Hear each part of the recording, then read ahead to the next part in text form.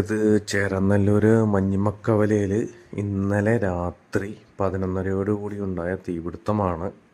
ആക്രിക്കട പൂർണ്ണമായിട്ടും കത്തി നശിച്ചു. അവിടെ നൊവേന നടത്തുന്ന പള്ളിയുടെ പുറകിലായിട്ടാണത്. തൊട്ടടുത്ത് ഗ്ലാസ് വിൽക്കുന്ന കടകളുണ്ട്, വർക്ക്ഷോപ്പുകളുണ്ട്, വീടുകളുണ്ട്. അങ്ങോട്ടൊന്നും തീ പടർന്നിട്ടില്ല ഭാഗ്യത്തിന്. പകലായിരുന്നെങ്കിൽ ഇതിൽ കൂടുതലായിരിക്കും സംഭവിക്കുന്നത്. കാരണം അത്ര തിരക്കേറിയ ഒരു ജംഗ്ഷനാണത്. നമുക്ക് വേറെ വിവരങ്ങളൊന്നും അറിയാൻ കഴിഞ്ഞിട്ടില്ല. അവിടെ ഉണ്ടായിരുന്ന ഗ്യാസുകളൊക്കെ പൊട്ടിത്തെറിച്ചിട്ടുണ്ട്. അവിടെ താമസിക്കുന്ന